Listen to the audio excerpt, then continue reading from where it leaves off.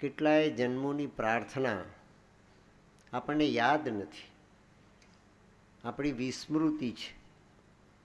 યાદ કરવા ધારીએ તો પણ આપણે યાદ નથી કરી શકતા.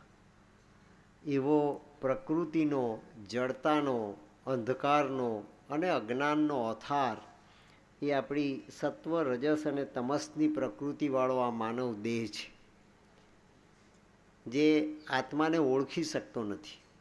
અને આત્માને ઓળખી નથી શકતો માટે આત્માની પ્રકૃતિ, આત્માનો ધર્મ, આત્માનો સ્વધર્મ એ આપણે આપણા મનથી પામી શકતા નથી. મન અને આત્માની વચ્ચેનું જે ડિસ્ટન્સ છે, મન અને આત્માની વચ્ચેનું જે અંતર છે, એ આઇન્સ્ટાઈનનું સ્પેસ છે. અને મન અને આત્માની ક્વોલિટીમાં, મન અને આત્માના ડાયમેન્શનમાં, મન અને આત્માના પોતાના સ્વધર્મમાં જે તફાવત છે, એ તફાવત પ્રકૃતિ અને પુરુષ તત્વનો તફાવત છે. મેં આપને કહ્યું છે કે આત્માને માટે શ્રી અરવિંદે સોલ શબ્દ વાપરો છે, સાયકિક શબ્દ વાપરો છે. અને આત્મા તરીકે જ્યારે એ સ્થાયી સ્થિતિમાં રહે ત્યારે એને માટે એ સ્પિરિટ અને સેલ્ફ શબ્દ વાપરો છે. આપને યાદ હશે, મેં કહ્યું છે આપને, આપણો કેપિટલ આઈ, હું કરું એ જ અજ્ઞાનતા, સકટનો ભાર જેમ શ્વાન તાણે. એ હુંનો સ્વભાવ એ આપણા મનનો સ્વભાવ છે.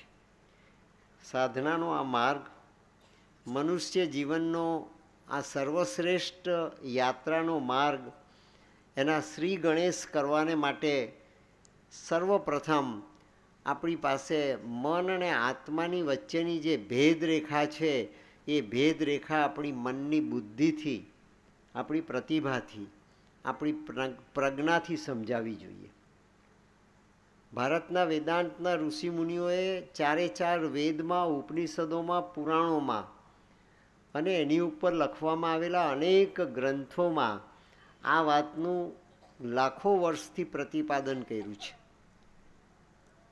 આજે જગત 21મી સદીમાં એ સિક્રેટ્સ ઓફ વેદા, જે શ્રી અરવિંદે ગ્રંથ લખ્યો છે, આપણા ગુજરાતના બહુ સિરમોર સાધક થઈ ગયા પોંડિચેરીમાં, એ અંબુભાઈ પુરાણી સંસ્કૃતના બહુ વિદ્વાન હતા, ખૂબ સુજ્ઞ વ્યક્તિત્વ. એક સમયમાં ગ્રીક દર્શનના સોક્રેટિસ આપણા ભારતમાં અને ભારતની સંસ્કૃતિમાં 4 સ્તંભ છે. આ સંસ્કૃતિને શાશ્વત કહેવામાં આવી. આ સંસ્કૃતિમાં આત્માનો જે સ્વધર્મ પ્રગટ થાય છે એને સનાતન ધર્મ કહેવામાં આવ્યું. સનાતન ધર્મ એ કોઈ ધર્મગુરુએ કરેલી કે ધર્મગુરુએ સ્થાપેલી પરંપરા નથી. ભારતના ઋષિમુનિઓના આત્મવિજ્ઞાનની જે ઊંચાઈ છે, એ ઊંચાઈના પ્રમાણમાં પ્રગટ કરવામાં આવેલી સમાજ વ્યવસ્થા, એ ઊંચાઈના પ્રમાણમાં પ્રગટ કરવામાં આવેલી માનવ જીવનની વ્યવસ્થા અને ઊંચાઈના પ્રમાણમાં પ્રગટ કરવામાં આવેલી માનવના આત્માને મન સાથે જોડવાને માટેની વૈજ્ઞાનિક ગતિ અને શક્તિ, એનું નામ ભારતની સંસ્કૃતિ છે. અને તે સનાતન ધર્મ છે. આ ધર્મમાં કોઈ એક દેવ નથી, કોઈ એક ભગવાન નથી, કોઈ એક ગુરુ નથી, કોઈ એક ધર્મગુરુ નથી, કોઈ એક આચાર્ય નથી. આપણા દેશમાં હિન્દુ ધર્મના 4 શંકરાચાર્ય થયા, જેની 4 પીઠો છે, અને 33 કોટી દેવતાની પૂજા થાય છે.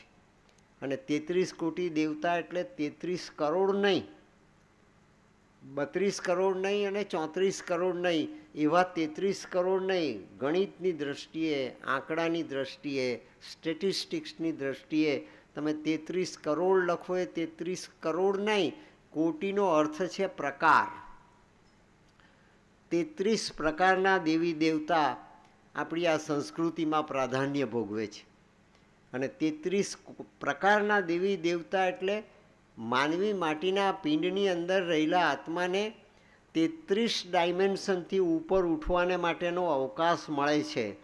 અને 33 ડાયમેન્શનમાં જીવાતી અબજોની માનવ વસ્તી, એ અબજોની માનવ વસ્તીની ચેતના કયા પરમાત્માના સ્વરૂપ સાથે, કઈ પરમાત્માની ચેતના સાથે, કયા પરમાત્માની શક્તિના ડાયમેન્શન સાથે જોડાયેલી છે, એને આત્મસાત કરવાને માટે પરમાત્માએ આપણને મનની બુદ્ધિ, પ્રતિભા, પ્રજ્ઞા અને ઇન્ટ્યુશન આપ્યું છે. સાયકોલોજી, માનસશાસ્ત્ર અને સ્પિરિચ્યુઆલિટી, આધ્યાત્મ વિજ્ઞાન, એ બેની વચ્ચે જે બ્રિજ છે, આપણી પ્રકૃતિ અને બ્રહ્માંડની પ્રકૃતિ, આપણી પ્રકૃતિ અને બ્રહ્માંડનું સત્ય, આપણી પ્રકૃતિ અને બ્રહ્માંડનો પ્રકાશ, આપણી પ્રકૃતિનો પ્રકાશ જે પ્રકૃતિનો માલિક છે એ સાયકિક, એ આત્મા, અને બ્રહ્માંડનો જે માલિક છે એ પરમાત્મા, જેને ઓમ તત્ સત કહેવામાં આવ્યું, જેને શ્રી અરવિંદે એબ્સોલ્યુટ એનર્જી કહી. શ્રીમદ ભાગવત શરૂ થાય છે સત્યમ પરમ ધીમહિ, આ 3 શબ્દોથી.